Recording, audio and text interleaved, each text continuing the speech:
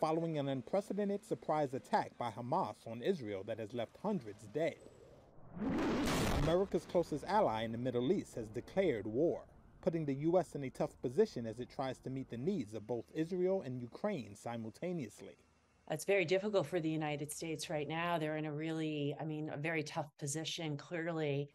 Dr. Carolyn Kassane is Associate Dean at New York University's Center of Global Affairs. Biden's administration has come out very clearly, unequivocal support for Israel. Biden has also said that there would be military assistance. What that military assistance will look like is still to be worked out. We can assume it will not be boots on the ground, U.S. boots on the ground, but in terms of military machinery and probably above and beyond the current $3 billion a year that the United States provides to Israel. The U.S. Army on Monday said it would need Congress to approve additional funding to ensure the Pentagon's munitions production and acquisition plans can simultaneously meet the needs of both Israel and Ukraine. At a time that the United States is going into an election year where we need to provide support on two regional fronts in the Middle East and, in Ukraine, and you've got Iran and you've got Russia. It's going to keep foreign policy experts very, very busy. Washington's first shipment of security assistance to Israel is expected to arrive in days. Saturday's attack by Hamas marked the worst breach in Israel's defenses in decades. According to a Reuters source, Hamas deployed a force of about 1,000 fighters, organized into specialized units. They've been training in Gaza since the last conflict in 2021, sometimes in plain sight, the source said. Here's how they managed to catch Israel off guard. This footage released by the armed wing of Hamas is said to show fighters training ahead of the operation. They're using paragliders, and a source says their exercises included building a mock Israeli settlement to practice a military landing. Reuters could not verify the date and locations of the videos, but the training would have come amid a careful campaign of deception by Hamas, which had convinced Israel that it did not want to fight. It refrained from military operations against Israel and was careful about leaks. Even many Hamas leaders weren't aware of the plans, according to the Reuters source. A spokesperson for the Israeli Defense Forces admits they were surprised. Hamas separated its fighters into several specialized groups to carry out the attack in the air and on the ground. It fired thousands of rockets at around 6:30 a.m. on Saturday. The bombardment was intended to cause shock and confusion, while providing Hamas fighters with cover to break the fortified fence surrounding Gaza. Teams of fighters on hang gliders, or motorized paragliders, flew over the border and secured terrain for the main ground assault. A 400-strong elite force on the ground attacked the fortified Gaza fence. Videos issued by Hamas are said to show fighters breaching the security fences. It also released video of drones it says it used for border surveillance. The final part involved moving hostages to Gaza, mostly achieved early in the attack, a source close to Hamas said. In one well-publicized hostage-taking, fighters abducted partygoers fleeing a rave near the kibbutz of Re'im near Gaza. One analyst told Reuters that Hamas probably succeeded beyond their expectation, but now they'll have to, quote, deal with an Israel determined to decimate them. Biden has also said that there would be military assistance. What that military assistance will look like is still to be worked out.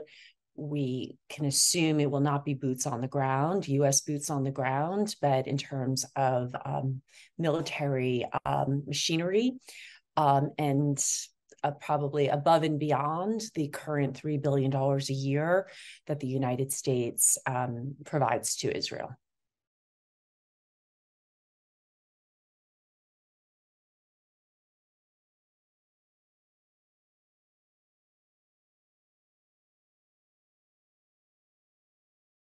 I don't think there are any good options that lie before the United States, and the diplomatic option is one that will be deeply complicated, by how Israel fights this war.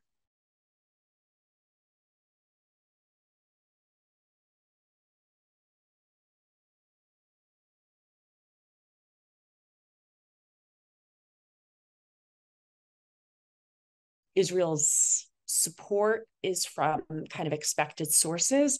Where it, I think, becomes a big question mark is as the war continues. Again, we're just very, very early into it, and as the death toll increases, and depending on the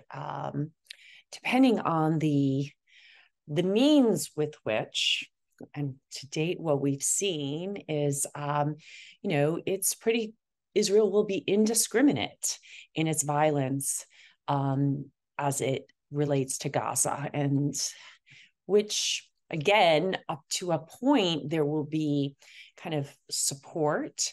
But as the Palestinian death toll increases, you can imagine that there will be growing internal domestic opposition across countries that are, putting its support towards Israel.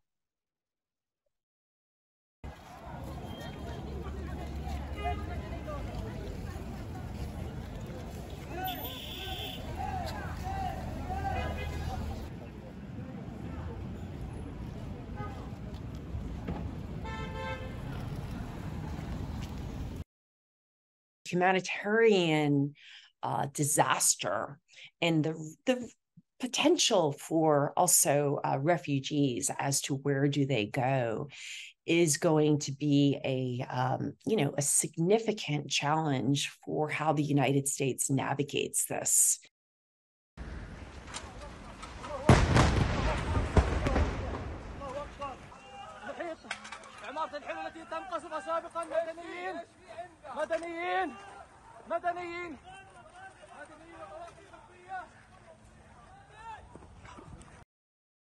It's really hard to imagine any kind of an end that is one, it's very far away. This could be a long, very bloody war.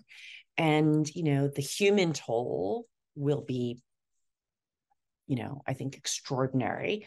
And yeah, I think for regional dynamics, every day will be kind of give us more information as to what is going to mean for the region and beyond. And, at a time that the United States is going into an election year, where we need to provide support on two regional fronts in the Middle East and, in Ukraine, and you've got Iran and you've got Russia. It's going to keep foreign policy experts very, very busy